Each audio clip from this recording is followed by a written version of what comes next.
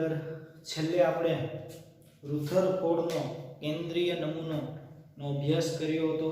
ત્યાર પછી પ્રોટોન અને ઇલેક્ટ્રોન ની આપણે વાત કરી હતી. છેલ્લે આપણે એમ શીખ્યા કે કોઈ પણ તત્વની અંદર એમના સમસ્થાનિકો સમભારિકો નો અભ્યાસ કર્યો હતો. ત્યાં આપણે એવું બોલતા હતા સમસ્થાનિકો એટલે કે જેમના પરમાણુય ક્રમાંક સમાન હોય પરંતુ દળ ક્રમાંક છે અલગ અલગ હોય તેને આપણે શું કહેતા હતા?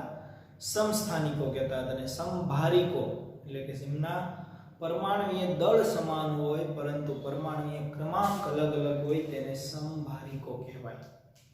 આગળ વધીએ ચેપ્ટરની અંદર, લેક્ચર નંબર 6 ની અંદર હવે રુથરફોર્ડના નમૂનાની ખામીઓ ભણીએ આપણે. રુથરફોર્ડના નમૂનાની ખામીઓ. રુથરફોર્ડના નમૂનાની ખામીઓ. ચલો ભાઈ, રુથરફોર્ડના નમૂનાની ખામીઓમાં આગળ વધીએ. રુથરફોર્ડનો જે નમૂનો હતો, રુથરફોર્ડ નામના વૈજ્ઞાનિકે જે કેન્દ્રીય નમૂનો સમજાવ્યો હતો તે નમૂનો એમને સૂર્યમંડળની સાથે સરખામણી કરી હતી કે સૂર્યની અંદર જેવી રીતે સૂર્ય છે તેને આપણે કેન્દ્ર માનીને ચાલીએ અને આજુબાજુ જે ફરતે જે ફરે છે હલકા ગ્રહો એમને આપણે ઇલેક્ટ્રોન કીધા હતા.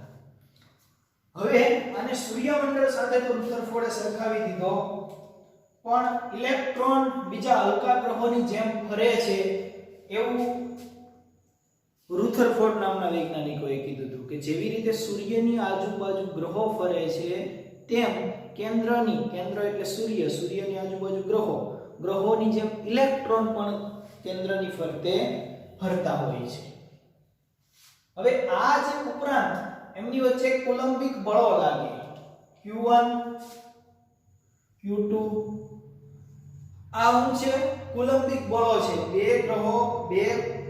બે ગ્રહોને આપણે લઈ લઈએ તો બે ગ્રહો વચ્ચે જે બળ લાગે છે એમને કહી દીધું Q1 અને Q2. R છે એમને અલગ કરતું ડિસ્ટન્સ છે. ઓકે, K છે અચળાંક છે. આ એમની વચ્ચે કોલમ્બિક બળો લાગે છે. એમને આ સૂત્ર દ્વારા દર્શાવેલા છે. હવે જ્યાં Q1 અને Q2 છે એમનો ભાર છે, R છે અલગીકરણનું અંતર છે, K છે ઇલેક્ટ્રોન અને કેન્દ્ર વચ્ચેનો સપ્રમાણતા અચળાંક છે. Q1 Q2 ભાર થઈ ગયો, R છે એમનો અલગીકરણનું ડિસ્ટન્સ અંતર છે અને K શું થઈ ગયું? સપ્રમાણતા અચળાંક. કોની વચ્ચેનો? કેન્દ્ર અને ઇલેક્ટ્રોન વચ્ચેનો અચળાંક છે. હવે ગાણિતિક રીતે ગુરુત્વાકર્ષણ બળ છે, એ ગુરુત્વાકર્ષણ બળ આપણે આવી રીતે બતાવીએ G m1 m2 r². G છે એ કોણ છે? ગુરુત્વાકર્ષણ બળ છે. m1 અને m2 દળ થઈ ગયા છે, r છે અલગીકરણનું અંતર છે, G છે ગુરુત્વાકર્ષણનો અચળાંક છે. હવે આમનો ઉપયોગ ક્યાં કરશું? તો કે વર્ષોથી ચાલતું આવતું ચીરચમન ક્લાસિકલ વર્ષો જૂનું ચાલતું આવતું જે ભૌતિક વિજ્ઞાન જે છે એનો આ ખ્યાલ છે. અત્યારે તો ક્વોન્ટમ ફિઝિક્સ આપણે ભણીએ છીએ, પણ જૂનું જે હતું એને શું કહીએ છીએ? Classical physics. ભણો ને ક્લાસિકલ ફિઝિક્સ, એ જૂનું ફિઝિક્સ છે અને અત્યારે આપણે જે ભણીએ છીએ ક્વોન્ટમ છે. તો વર્ષો જૂનું જે ક્લાસિકલ હતું એ ચાલતો આવતો જે ખ્યાલ હતો એ ખ્યાલ મુજબ જો અભ્યાસ કરવામાં આવે તો એ કંઈક એવું દર્શાવે છે કે જો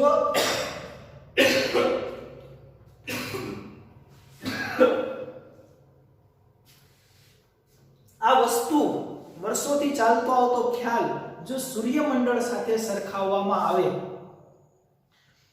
તો આપણને ખબર છે કે ભાઈ કોઈ પણ કેન્દ્રની આજુબાજુ, જ્યારે કેન્દ્રની આજુબાજુ આ કેન્દ્ર છે, કેન્દ્રની ફરતે ઇલેક્ટ્રોન જ્યારે ફરતા હશે, કેન્દ્રની ફરતે ઇલેક્ટ્રોન ઘૂમતા હશે ત્યારે ગ્રહો પણ આવી રીતે સૂર્ય અને એની ફરતે અહીંયા ગ્રહો ઘૂમતા હશે, ફરતે આમની સાથે આપણે સરખામણી કરીએ છીએ. પણ કેન્દ્રની ફરતે ઇલેક્ટ્રોન ફરે છે તો ઇલેક્ટ્રોન છે એ કેવો છે? દળ ધરાવતો કણ છે, દળ ધરાવે. જ્યારે ગ્રહો જે છે તે દળ ધરાવતા નથી. ગ્રહો છે એ કોઈ દળ ધરાવતા નથી. ઇલેક્ટ્રોન તો શું ધરાવે છે? દળ ધરાવે છે. એટલે કે ઇલેક્ટ્રોન જ્યારે કેન્દ્રની આજુબાજુ ઘૂમતા હશે ત્યારે સર્પિલ ગતિ કરશે. કઈ ગતિ કરશે? સર્પિલ ગતિ. હવે સર્પિલ ગતિનો મતલબ કેવો થઈ જાય?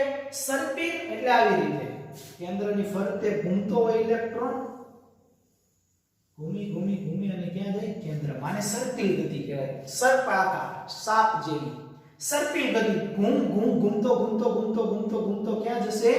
કેન્દ્રમાં જશે. આ કોના કારણે થશે? દળના કારણે થશે. જ્યારે ગ્રહોની અંદર એવી કોઈ સર્પિલ ગતિ નથી થતી કે ગ્રહો ફરતા ફરતા ફરતા ફરતા ફરતા એકદમ સૂર્યની ઉપર જતા રહે. આવું થતું નથી. એટલે અહીંયા રુથરફોર્ડ છે એ થોડો ખોટો પડે છે. કેમ કે અહીંયા ઇલેક્ટ્રોન શું ધરાવે છે? દળ ધરાવે છે. દળના કારણે એમાં ચુંબકીય ઉત્પન્ન થશે, વિકિરણ ઉત્પન્ન થશે અને આના કારણે શું થશે? કેન્દ્ર તરફ ખેંચાઈ જશે. સર્પિલાકાર ગતિ કરીને કેન્દ્રમાં જશે. જ્યારે ગ્રહોની અંદર આવું થતું નથી. તો રુથરફોર્ડની જે માન્યતા હતી એમનો કેન્દ્રીય નમૂનો જે સૂર્યમંડળ સાથેની જે સરખામણી કરી હતી એ કેવું પડ્યું છે? ખોટું પડ્યું છે. આવું થતું નથી સૂર્યમંડળની અંદર. હવે આપણને ખબર છે કે મેક્સવેલના વિદ્યુત ચુંબકીય સિદ્ધાંત પ્રમાણે કોઈ પણ ભારિત કણ પ્રવેગિત થાય છે ત્યારે વિદ્યુત ચુંબકીય વિકિરણ ઉત્પન્ન કરે છે. વિદ્યુત ચુંબકીય વિકિરણ છે એ ઉત્પન્ન થાય છે. આવું મેક્સવેલે કીધું આપણને. તો ભારિત કણ એટલે ઇલેક્ટ્રોન ભારિત કણ છે અને આ જો ગતિ કરશે સર્પિલ ગતિ તો વિદ્યુત ચુંબકીય વિકિરણો ઉત્પન્ન થશે. આમાં આવું કઈ થશે નહીં. તો ત્યાં છે આપણો રુથરફોર્ડ છે શું પડે છે? ખોટો પડે છે. હવે આ ઘટનાને જોઈએ તો આવું બનવું, આમ રુથરફોર્ડનો પરમાણુ નમૂનો જે હતો એ સ્થાયીતા સમજાવી શક્યો નથી. શું સમજાવી શક્યો નથી? સ્થાયીતા સમજાવી શક્યો નથી. તો ઇલેક્ટ્રોન સ્ટેબલ કઈ રીતે રહી શકે? સ્થિર કઈ રીતે રહી શકે કેન્દ્રની આજુબાજુ? એ રુથરફોર્ડનો કેન્દ્રીય નમૂનો સમજાવી શક્યો નથી. આ એમની શું હતી? ખામી હતી. ક્લિયર છે? ઓકે. ત્યાર પછી એમણે એમ પણ કીધું હતું કે કક્ષાની અંદર ઇલેક્ટ્રોન ગતિ જે પરમાણુની અસ્થાયીતા તરફ લઈ જાય તો ઇલેક્ટ્રોનનું ગણતરી છે એ ન કરવામાં આવે તો આવું શક્ય છે. હવે જુઓ કે ઇલેક્ટ્રોન સ્થિર હોય તો ગીચ કેન્દ્ર તરફ ઇલેક્ટ્રોન વચ્ચે સ્થિર વિદ્યુતીય આકર્ષણ બળ હોય છે અને ખેંચશે અને પરમાણુના થોમસના નમૂનાનું શું થશે? લઘુરૂપ થશે. હવે સર્પિલ ગતિ કરે તો કેન્દ્ર તરફ ઇલેક્ટ્રોનને શું કરશે? ખેંચશે પોતાના તરફ. એટલે સંકોચન અનુભવશે એટલે નાનો થશે પરમાણુ. જ્યારે આમની અંદર એવું થાય છે અમુક સમય પછી બધા ગ્રહો સૂર્ય ઉપર જતા રહે છે સર્પિલ ગતિ કરીને. એવું થતું નથી. ત્યાર પછી એમણે કીધું રુથરફોર્ડની બીજી ચીરચમક ખામી એ હતી કે પરમાણુની ઇલેક્ટ્રોનની રચના માટે કંઈ વિગત દર્શાવતો નથી. એટલે કે કેન્દ્રની આસપાસ ઇલેક્ટ્રોન કઈ રીતે વહેંચાયેલા હશે, એમની ઊર્જા કેટલી હશે એમની વિશે કોઈ સમજૂતી આપતો નથી. કેન્દ્રની આજુબાજુ ઇલેક્ટ્રોન કઈ રીતે ગોઠવાયેલા હશે? અહીંયા આ કેન્દ્ર છે, કેન્દ્રની આજુબાજુ ઇલેક્ટ્રોન કેવી રીતે ગોઠવાયેલા હશે? આ જે ઇલેક્ટ્રોન ગોઠવાયેલા છે એમની ઊર્જા કેટલી હશે? આમની ઊર્જા કઈ હશે ને? તો આમની વિશે રુથરફોર્ડનો કેન્દ્રીય નમૂનો છે તે સમજૂતી આપતો નથી. એટલે આ છે રુથરફોર્ડની બે ખામીઓ હતી. એક ખામી એ હતી કે જે આપણે સૂર્યમંડળ સાથે સરખામણી કરી તો તે સર્પિલ આકારે થઈ અને ઇલેક્ટ્રોન તો કેન્દ્ર તરફ જાય છે અને કદ નાનું થઈ જાય છે. અને બીજી ખામી એ હતી કે કેન્દ્રની આજુબાજુ ઇલેક્ટ્રોન છે કઈ રીતે ગોઠવાયેલો હશે, એમની સ્થાયીતા કેવી હશે અને એ જ ઇલેક્ટ્રોનની ઊર્જા કેવી હશે. આ છે રુથરફોર્ડ સમજાવી શક્યો નથી. એટલે રુથરફોર્ડની આ બે ખામીઓ હતી. હવે રુથરફોર્ડ ભાઈ પહેલો આપણને કોઈ કહ્યો જે થોમ્સન, ત્યાર પછી રુથરફોર્ડનો કેન્દ્રીય નમૂનો આવ્યો અને હવે આપણે ભણવા જઈ રહ્યા છીએ બોહરના નમૂના તરફ દોરી જતો વિકાસ. હવે બોહરનો નમૂનો ભણી લઈએ. જે થોમ્પસન ભણ્યા, રુથરફોર્ડનો કેન્દ્રીય નમૂનો ભણ્યા અને હવે આપણે બોહર ભણી જઈએ. હવે આ વૈજ્ઞાનિકોએ કરેલા એક પ્રયોગની ચર્ચાઓ છે આ બધી. ઓકે, હવે આપણે બોહરનો નમૂનો જોઈએ. બોહરના નમૂનાની અંદર થોડી ઘણી ઇલેક્ટ્રોન વિશેની સમજૂતી. હવે આ સક્સેસફુલ વૈજ્ઞાનિક છે બોહરભાઈ છે. પરમાણુના બોહરના નમૂના, પરમાણુનો બોહરનો નમૂનો. આ વૈજ્ઞાનિક છે કેવો છે? સક્સેસફુલ છે. આપણે જે તારણો કાઢ્યા, જે પ્રયોગો કર્યા એમના ઉપરથી ઇલેક્ટ્રોન અને ઇલેક્ટ્રોનની સ્ટેબિલિટી પણ સમજાવી શક્યો, એમની ઊર્જા કેટલી છે એ પણ સમજાવી શક્યો. સંપૂર્ણ તો નથી વાત કરી પણ બધા વૈજ્ઞાનિકોનો થોડો થોડો મત હોય ભાઈ. પેલો જે થોમ્પસન આવ્યો એમણે થોડુંક સમજાવ્યું છે, રુથરફોર્ડ આવ્યો, હવે નીલ બોહર આવ્યો.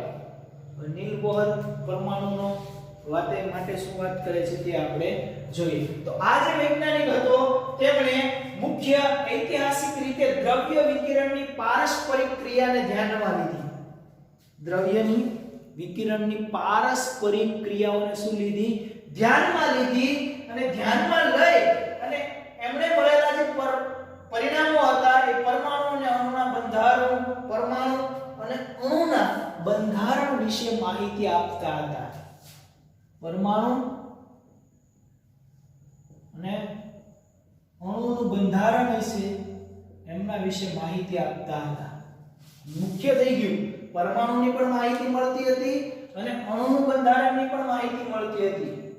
દ્રવ્ય સાથે વિકિરણની પારસ્પરિક ક્રિયા કરી ત્યારે દ્રવ્ય સાથે વિકિરણની પારસ્પરિક ક્રિયા કરતા એમણે પરમાણુ અને અણુના બંધારણનો અભ્યાસ કર્યો. પરિણામો પરથી અને આ પરિણામોનો ઉપયોગ રુથરફોર્ડે સૂચવેલા નમૂનાના સુધારો કરવા માટે ઉપયોગ થયો. અને આની માહિતી મળ્યા પછી જે કંઈ પરિણામ આનું મળ્યું, બંધારણ વિશે માહિતી મળી, એ જ પરિણામો છે એ રુથરફોર્ડનો જે કેન્દ્રીય નમૂનો હતો એ કેન્દ્રીય નમૂનામાં શું કરી નાખ્યો? સુધારો કરી નાખ્યો. ફગાવી નથી દીધો કે ભાઈ રુથરફોર્ડ ખોટો જ છે, તદ્દન ખોટો છે એવું નથી ભાઈ, કેન્દ્ર છે.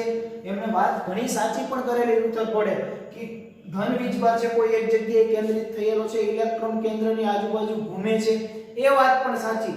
પણ એમણે સૂર્યમંડળ સાથે સરખામણી કરી હતી એ વાત એમની ખોટી હતી. બીજી એમની ઊર્જા, એમની સ્થિરતા આ સમજાવી શક્યો નથી રુથરફોર્ડ. તો હવે ભાઈ બોહર જે છે એ શું કરે છે? એમાં સુધારો કરશે. અને એમના મુખ્ય છે બે સુધારાઓ હતા. પહેલો સુધારો વિદ્યુત ચુંબકીય વિકિરણનો દ્વૈત સ્વભાવ. વિદ્યુત ચુંબકીય વિકિરણનો દ્વૈત સ્વભાવ.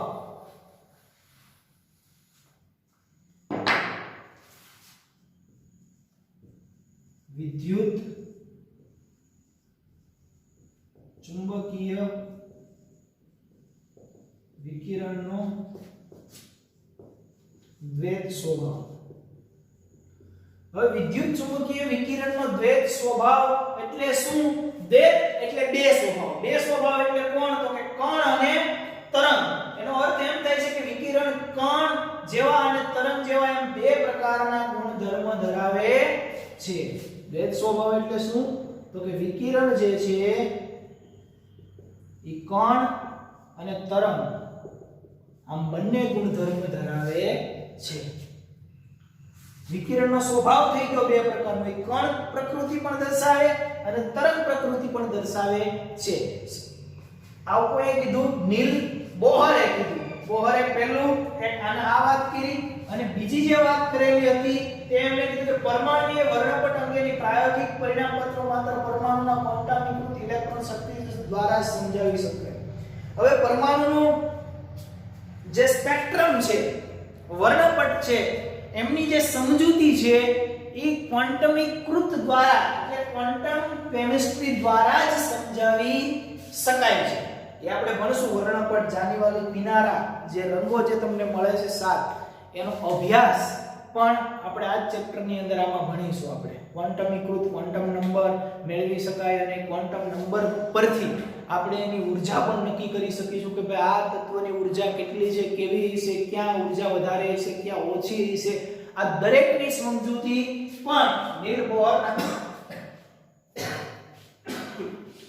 એટલે કે પરમાણુય વર્ણપટ અંગેના પ્રાયોગિક પરિણામો પત્ર માત્ર પરમાણુઓના ક્વોન્ટમીકૃત ઇલેક્ટ્રોન શક્તિ સ્તર દ્વારા સમજાવી શકાય.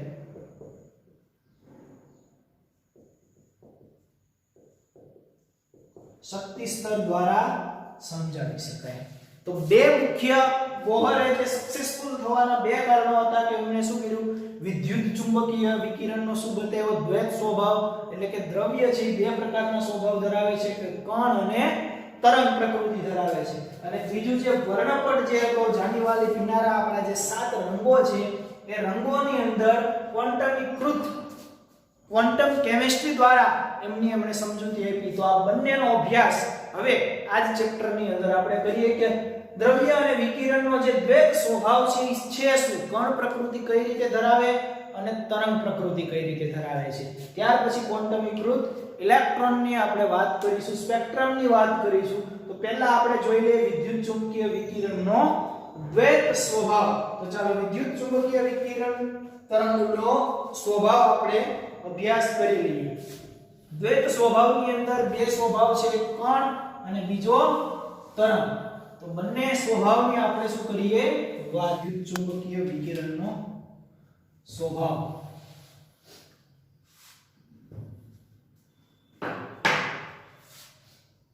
વિદ્યુત ચુંબકીય વિકિરણનો તરંગ સ્વભાવ. પહેલા આપણે તરંગ સ્વભાવ ભણી લઈશું. ઓકે, વિદ્યુત ચુંબકીય વિકિરણનો જે આપણે નીલ બોહરે જે બે ધારણાઓ કરેલી કે જે ભાઈ દ્રવ્ય છે બે પ્રકારના હોય છે અથવા તો બે પ્રકાર પ્રકૃતિ ધરાવે, કણ પ્રકૃતિ અને તરંગ પ્રકૃતિ, વિદ્યુત ચુંબકીય તરંગ. ચાલો હવે એમાંનો પહેલો સ્વભાવ આપણે જોઈ લઈએ કે ભાઈ તરંગ સ્વભાવ. તરંગ સ્વભાવની અંદર જેમ્સ મેક્સવેલ જે 1870 ની અંદર સૌપ્રથમ વૈજ્ઞાનિક હતા. જેમ્સ મેક્સવેલ 1870 ની અંદર સૌપ્રથમ વૈજ્ઞાનિક એવા હતા કે જેમણે વિદ્યુત ચુંબકીય વિકિરણનો ખ્યાલ આપણને આપ્યો કે વિદ્યુતીય અને ચુંબકીય ક્ષેત્રની હાજરીમાં એમની વર્તણૂક છે ભારિત પદાર્થો વચ્ચેની પારસ્પરિક ક્રિયાની વિગતવાર સમજણ આપી. તેમણે સૂચવ્યું કે વિદ્યુતીય તરંગો જે છે જ્યારે વિદ્યુતીય રીતે ભારિત કણો પ્રવેગી હેઠળ ઘૂમે છે ત્યારે એકાંતરીય રીતે એ વિદ્યુતીય અને ચુંબકીય ક્ષેત્ર ઉત્પન્ન કરે છે.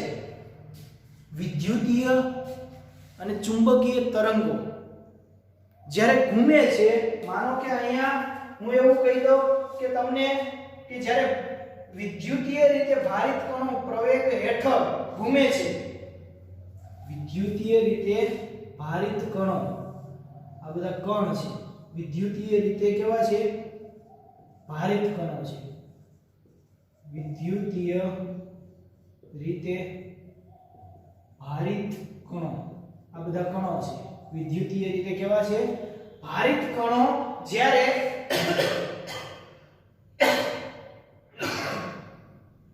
પ્રવેગ હેઠળ ઘૂમે છે ત્યારે એકાંતરીય રીતે પ્રવેગ હેઠળ એટલે કે આ ગતિ કરે છે ત્યારે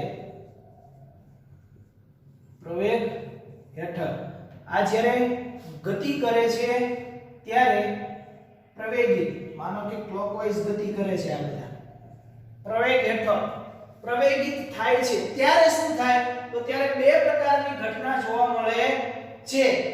ત્યારે એકાંતરીય વિદ્યુતીય અને ચુંબકીય ક્ષેત્ર ઉત્પન્ન થાય છે. ત્યારે શું થાય, વિદ્યુતીય અને ચુંબકીય ક્ષેત્ર ઉત્પન્ન થાય છે. હવે વિદ્યુત ભારિત કણો જે છે, આ વિદ્યુત ભારિત કણો છે એ પ્રવેગ હેઠળ એટલે કે આ પ્રવેગિત થાય છે ત્યારે એમાંથી બે પ્રકારના કિરણો ઉત્પન્ન થાય છે. વિદ્યુતીય અને ચુંબકીય ક્ષેત્ર શું થાય છે, ઉત્પન્ન થાય છે આની અંદરથી. તો આપણે મેક્સવેલે 1870 ની અંદર આવું સૂચન કર્યું હતું અને ત્યાર પછી એમનો અભ્યાસ કરવા જઈએ. હવે આ ઉત્પન્ન થાય છે અને ઉત્પન્ન થઈને પછી શું થાય? તો કે ઉત્પન્ન થાય અને પછી પારગમિત થાય છે. પારગમિત થાય એટલે બહાર નીકળે છે. આમાંથી શું થાય છે? પારગમિત થાય. પારગમિત થાય છે. પારગમિત થવું એટલે બહાર નીકળવું. પારગમિત થાય છે, પાર કરી જાય છે. આમાંથી પહેલા વિદ્યુત ભારિત કણો ઘૂમશે. ઘૂમશે એટલે શું થશે?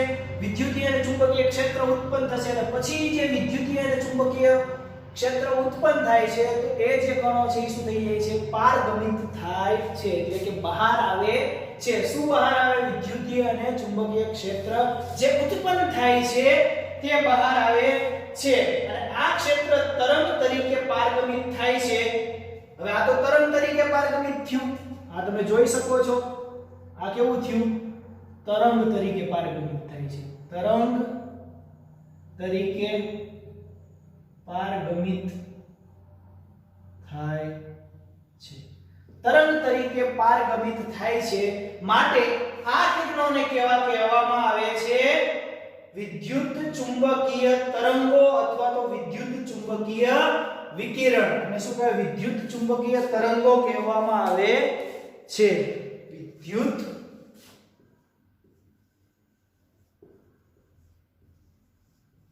ચુંબકીય તરંગો કહેવામાં આવે છે. જ્યાં તરંગ તરીકે પારગમિત બહાર થાય છે એ તરંગોને શું કહેવામાં આવે? વિદ્યુત ચુંબકીય તરંગો કહેવામાં આવે છે. અહીંયાથી આપણને એક પ્રકૃતિ ખબર પડી કે વિદ્યુત ચુંબકીય વિકિરણનો તરંગ સ્વભાવ છે એ અહીંયા જાણવા મળ્યો. જે તરંગ તરીકે બહાર આવ્યા એને ક્યાં કહી દીધા? વિદ્યુત ચુંબકીય તરંગો અથવા તો તમે શું કહી શકો? વિદ્યુત ચુંબકીય વિકિરણ પણ કહી શકો. તરંગો અથવા વિકિરણ પણ કહી શકો. વિદ્યુત ચુંબકીય વિકિરણ પણ કહી શકો. હવે આ પ્રકૃતિ કઈ પ્રકૃતિ થઈ? તો કે તરંગ પ્રકૃતિ થઈ. હવે આપણે પ્રેક્ટિકલ રીતે સાબિત કરવા જઈએ આપણે કે ખરેખર આવું થાય છે.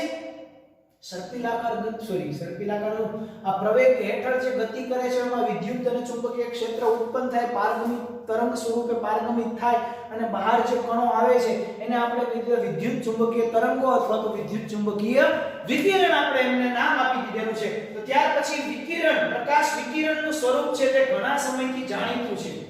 પ્રકાશ છે એ કેવું છે? તમને દેખાશે. પ્રકાશ છે વિકિરણનું સ્વરૂપ છે એ આદિકાળથી જાણીતું છે. બધાને ખબર છે, વર્ષો જૂનું છે. પ્રકાશ છે એ વિકિરણનું સ્વરૂપ છે. તેનો સ્વભાવ છે આદિકાળથી જાણીતો છે. અગાઉના સમયમાં ન્યૂટન એવું માનતો હતો કે પ્રકાશ છે એ શેનો બનેલો છે? કણનો બનેલો છે. શેનો બનેલો છે? કણનો બનેલો છે તેમ ધારવામાં આવેલું હતું. અને 19મી સદીમાં પછી ત્યાર પછી ન્યૂટન ભાઈના સમયમાં કેવું હતું? ન્યૂટનના સમયમાં પ્રકાશને શું માનવામાં આવતો હતો? કણનો બનેલો છે. પછી 19મી સદી જેવી શરૂ થાય એટલે પ્રકૃતિ તરંગ તરીકે એની પ્રકૃતિ છે તરંગ તરીકે શું કરવામાં આવી? સ્વીકારવામાં આવી. એટલે 19મી સદીમાં જ તરંગ પ્રકૃતિ પ્રસ્થાપિત થઈ. કઈ પ્રકૃતિ પ્રસ્થાપિત થઈ? તરંગ પ્રકૃતિ 19મી સદીમાં. તો 19મી સદીની અંદર જે આપણને તરંગ પ્રકૃતિ મળી છે તેમનો અભ્યાસ આપણે આગળ કરીએ. હવે શું કહે છે? તો મેક્સવેલ ફરીવાર સૌપ્રથમ એવા વૈજ્ઞાનિક હતા કે ભાઈ જેમણે તરંગ પ્રકૃતિ આપણને સરસ અને સારી રીતે આપણને સમજાવી. તો એક આકૃતિ સાથે સરસ રીતે સમજી લઈએ. એમને જણાવ્યું હતું કે પ્રકાશ તરંગના આંદોલન કરતા વિદ્યુતીય અને ચુંબકીય લાક્ષણિક સાથે સંકળાયેલા છે. પ્રકાશ છે કેવો છે? તો કે આંદોલન કરતો જે કણ છે વિદ્યુતીય અને ચુંબકીય ક્ષેત્ર સાથે સંકળાયેલો છે. તો ચાલો જોઈ લઈએ. ભાઈ હું વિદ્યુતીય અને ચુંબકીય ક્ષેત્ર લાગુ પાડું તો શું થાય?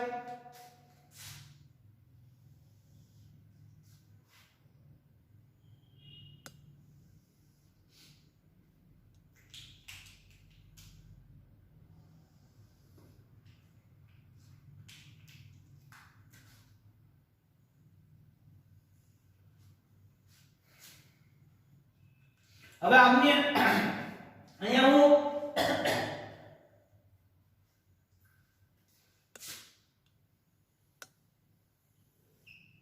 ફિઝિક્સ ભણવા મને હવે એવું લાગશે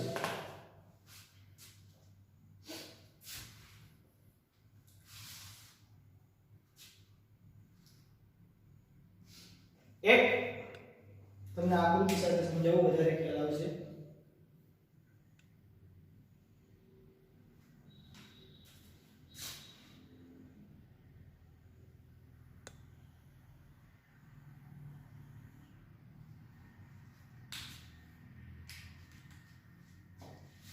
એમાં આકૃતિમાં ખ્યાલ ઓછો પડશે અહીંયા જુઓ આ જે છે એ વિદ્યુત છે વિદ્યુતીય તરંગો છે અને આ જે છે એ કેવા છે ચુંબકીય છે આવી આપણી આકૃતિ છે આવી રીતે હવે વિદ્યુત ચુંબકીય તરંગો છે આવી રીતે ગતિ કરે છે આવી રીતે વિદ્યુત ચુંબકીય તરંગો આ અહીંયા જે લીધેલું છે એ જ વસ્તુ છે આવી રીતે ગતિ કરે છે આવી રીતે અહીંયાથી ઉપરથી નીચે જાય ફરી પાછા ઉપર આવે ફરી પાછા નીચે જાય અને ચુંબકીય તરંગો કઈ રીતે કરે છે તો કે અહીંયાથી આમ કરે છે આમ જાય આ બાજુ જાય આમ એટલે બંને કેવા છે એકબીજાને લંબ છે પહેલા વિદ્યુતીય તરંગો છે આ આવી રીતે ગતિ કરે છે આવી રીતે આંદોલન કરે છે અપ નીચે ડાઉન ફરી અપ ડાઉન અને પહેલા એને બિલકુલ લંબ આટલું એટલે એક તરંગ જે તમને બતાવેલું છે તમારી ટેક્સ્ટમાં આકૃતિમાં બે અલગ અલગ કલર બતાવેલા છે એમાં એક તરંગ છે આવી રીતે કરતું છે અને એક તરંગ એની બિલકુલ ઉપર નીચે એટલે બંને તરંગો કેવા છે એકબીજાને લંબ એટલે મેક્સવેલે ફરીવાર જણાવ્યું હતું કે વિદ્યુતીય અને ચુંબકીય લાક્ષણિકતા સાથે સંકળાયેલું છે વિદ્યુત ચુંબકીય તરંગ ગતિ ઘણી જટિલ હોવાથી આપણે અહીંયા કેટલાક એમના સરળ ગુણધર્મો આ ગતિ બહુ જટિલ છે ભાઈ તો એમના કેટલાક સરળ ગુણધર્મો આપણે ભણીશું એમનો પહેલો ગુણધર્મ જે છે તે પહેલો ગુણધર્મ કંઈક એવો છે કે આંદોલન કરતા ભારવાળા કણો દ્વારા આંદોલન કરતા ભારવાળા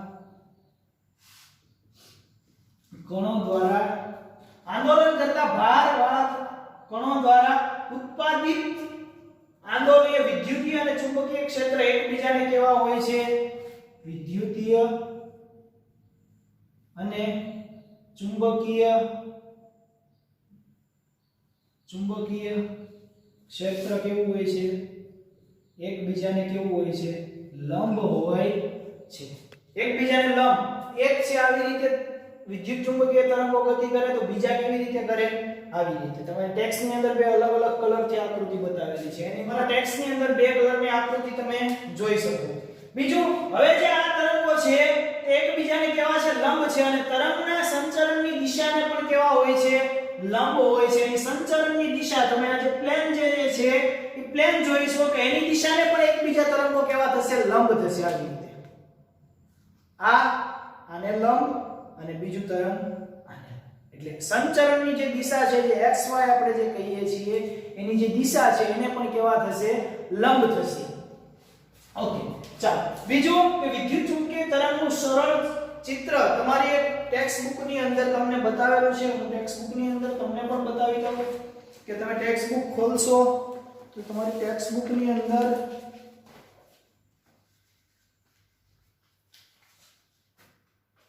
ઓકે અહીંયા જો તમારી ટેક્સ્ટ બુક ની અંદર તમને એક બ્લુ કલર દેખાય છે ડાર્ક આછો બ્લુ અને બીજું છે એમને એમ થોડુંક બ્લેક જેવું દેખાય છે હવે આ તરંગ યલો કલરનું તમે જુઓ યલો કલર છે ઉપર નીચે એવી વિદ્યુત ચુંબકીય ક્ષેત્ર છે અને બ્લુ છે એના બિલકુલ આડું છે કે નહીં તો એકાબીજાને કેવું છે લંબ છે અને બીજું કે એની જે દિશા છે એને પણ એ કેવું થશે જો આ લંબ થશે થાય કે નહીં આ દિશાને લંબ થશે એટલે એકબીજે દિશાને પણ કેવા છે લંબ હોય છે ત્યાર પછીનો આગળનો જે સ્વભાવ છે બીજું જે એમનું છે ગુણધર્મ બીજો ગુણધર્મ એમનો એવો છે કે અવાજ અથવા પાણીના તરંગોની જેમ વિદ્યુત ચુંબકીય તરંગોને માધ્યમની જરૂર હોતી નથી. અવાજ અથવા પાણીના તરંગોની જેમ આપણે બોલીએ છીએ તો આપણે કોઈ માધ્યમની જરૂર નથી કે આવું માધ્યમ હશે તો જ આપણો અવાજ બહાર આવશે.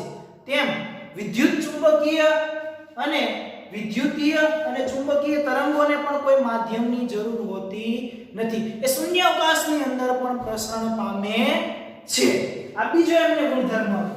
ત્રીજો ગુણધર્મ છે એ આખો વર્ણપટની સાથે એ સરખાવેલો છે. એટલે મસ્ત મજાની આપણે આકૃતિ દોરી અને સરસ રીતે ત્યાંથી ગુણધર્મ, આ બધા જ ગુણધર્મ આપણે યાદ રાખવાના છે. આમાંથી નાના નાના એમસીક્યુ તમને બને. આ ચેપ્ટરની શરૂઆત તો અત્યાર સુધી બધા પ્રયોગો હતા. હવેથી ખરેખર ચેપ્ટરની સમજવાની જરૂર વધારે છે અને અહીંયાથી પ્રશ્નો આવવાની શક્યતા પણ વધારે છે. ઓકે, તો હવે પછીના જે ગુણધર્મો છે નેક્સ્ટ લેક્ચરની અંદર આપણે ખૂબ જ સારી રીતે સમજીશું એટલે વધારે ખ્યાલ